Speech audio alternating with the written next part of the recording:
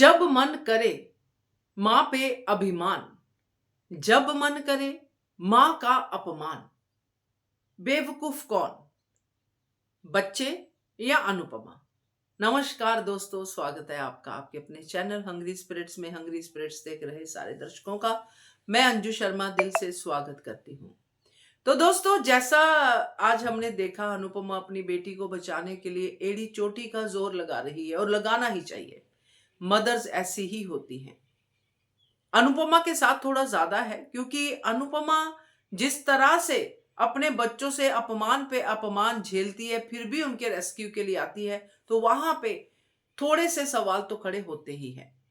आज भी कुछ ऐसा ही था। चलिए चर्चा करते हैं। पहले वही निवेदन, जिन्होंने अभी तक चैनल को सब्सक्राइब नहीं किया कर लीजिए। साथ में दोस्तों बेल आइकन दबाइएगा ताकि आपको हमारे वीडियोस के नोटिफिकेशन मिलते रहें। आज जब पाखी अनुपमा के साथ थी अकेले में, दिवाकर वाले सीन की बात बाद में लेंगे, तब पाखी चुपचाप शांति से अनुपमा की बातें सुन रही थी। क्यों सुन रही थी भाई?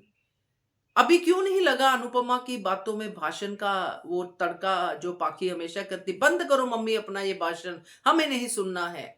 ज्ञान अनुपमा दे रही थी पाखी को बहुत अच्छे से, और पाखी ऐसे ओबीडियंट बच्चों की तरह सुन रही थी। आपने पहले ऐसी पाखी देखी है? जरूर देखी होगी। ईशानी के ड्रग्स वाले केस के बाद, ईशानी का वो बॉयफ्रेंड उसको तंग करता था, उसके बाद तब भी पाखी ऐसे ही मम्मी का ज्ञान सुन रही थी। ये तभी पॉसिबल होता है, तोशु हो, पाखी हो, कोई भी बच्चा हो, माही हो, कोई भी हो, जब इनकी मुसीबत को अनुपमा दूर करती है। और ये मुसीबतें लाते ही रहते हैं। और जब अनुपमा पे कोई मुसीबत आती है तो ये ऐसे अपमानित करके उसको वहां से खदेड़ते हैं कि क्या ही कहना। मैं ये नहीं कहती कि अनुपमा को अपनी बेटी की मदद नहीं करनी चाहिए, मगर हर बार अनुपमा अपने तरीके से मदद करे ये जरूरी नहीं है। आज जो पाखी और दिवाकर का, अब करते हैं उस सीन की बात। जो सीन था, पाखी ने दिवाकर के खिलाफ कितने सारे लॉजिक्स दे दिए, डरे हुए मन से, सबसे। और अनुपमा ने कितने सारे सबूत पाखी के लिए इकट्ठे कर दिए, क्योंकि उसको अपनी बेटी को बचाना था। मैं तो हैरान हूं कि अनुपमा को सीसीटीवी फुटेज भी मिल गई, जो पुलिस की परमिशन के बिना मिलती नहीं है, होटल की। अनुपमा को यह पता था कि पाखी मेरी बात नहीं मानेगी। अगर अपनी बेटी को सच दिखाने के लिए, जबकि सच पूरा का पूरा सामने खड़ा है उसकी वाइफ के साथ, आपको सीसीटीवी फुटेज, आपको वीडियो कॉल, आपको सब कुछ जरूरत पड़े, तो आप समझ लीजिए कि आगे भी ये बेटी वही गलती करेगी। आज वो गलत करते पकड़ी गई है तो इसलिए उसको बस कोई ऑप्शन है ही नहीं।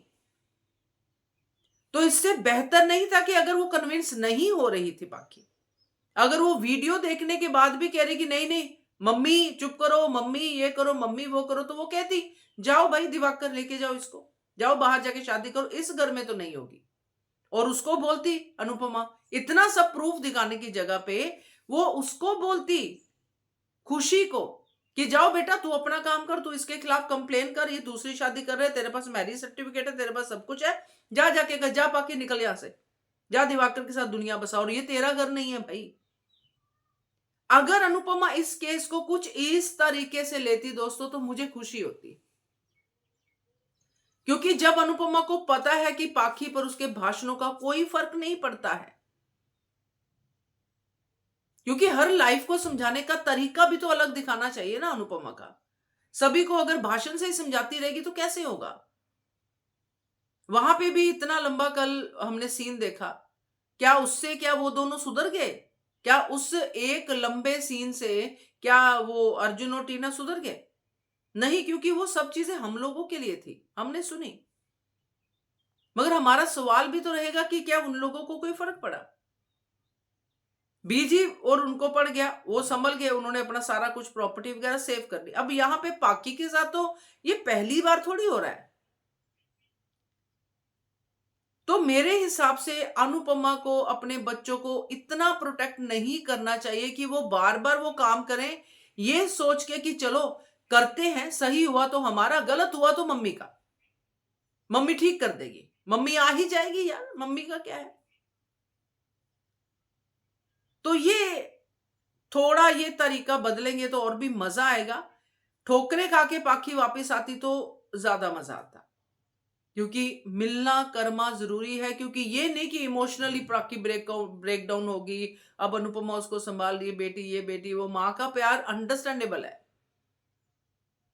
मगर फिर हर माँ का प्यार होता है ना अपने बच्चे के लिए। तो मुझे थोड़ा सा ये है कि बार बार अनुपमा यही चीजें कर रही है, उनके तरीके से समझाए। तोशु पाखी कभी सुधरने वाले नहीं है। जब ये मान चुकी है तो फिर तरीका क्यों नहीं बदल रही है? क्यों फिर वही ज्ञान का तरीका ले रही है जो ज्ञान उनको बचपन से सुनाती आई है? ज्ञान उन तक पहुंचता ही नहीं है। जब वो गलती करते हैं तो मुस्कुराहट के साथ, आंसुओं के साथ अनुपमा को पिघला देते हैं, एक मां को पिघला देते हैं। और यहाँ पे अनुपमा है भाई, उसको पिघलना नहीं चाहिए। तो देखते हैं, बट मेरा ये पॉइंट ऑफ व्यू जरूर है आपके सामने। आप बताइएगा क्या कहते हो, कमेंट कीजिएगा। देखते रहिए channel hungry spirits. Thank you so much.